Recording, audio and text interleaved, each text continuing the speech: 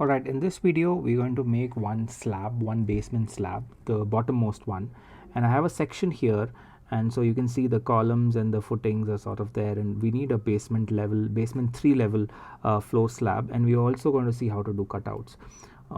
So first we're going to go to the basement 3 level, and in the architecture tab we can go to the floor, and within the floor we can go to structural and just take a generic 150 out of the list, and the drawing sort of plate boundary option opens up. You can select line and start drawing from the inner edge.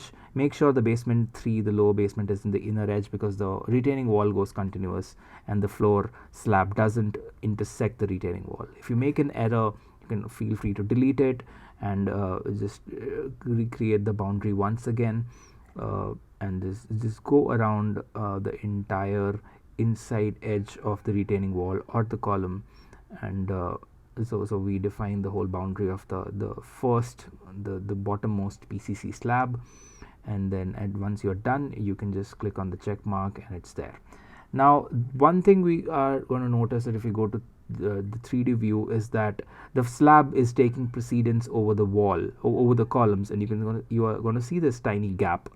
If we and we don't want that, we want the column to take precedence. If you look at the wireframe view, you're going to see it clearly that the column is sort of broken, and slab goes through, and we have to switch the order. We have to so what we're going to do is select only the columns and the slab. So I have selected by sort of panning and orbiting all of this. Go to filter at the top, unselect the wall. We don't want the wall, we just want the column and the slabs.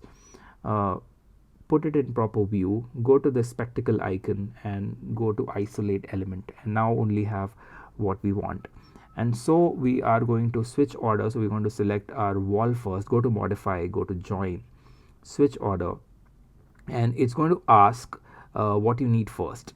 So once I click on it, it asks first. So first I'm going to select the slab, then it says second select elements to be switched. So I'm going to select everything, which includes all the columns, and now it's automatically switched so the column takes precedence.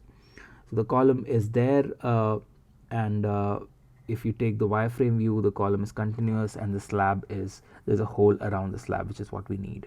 Alright, I'm going to go to the spectacle icon, reset the whole hide view, go to the basement 3 plan, and finally add the cutouts around the lifts. So I'm just going to select my slab.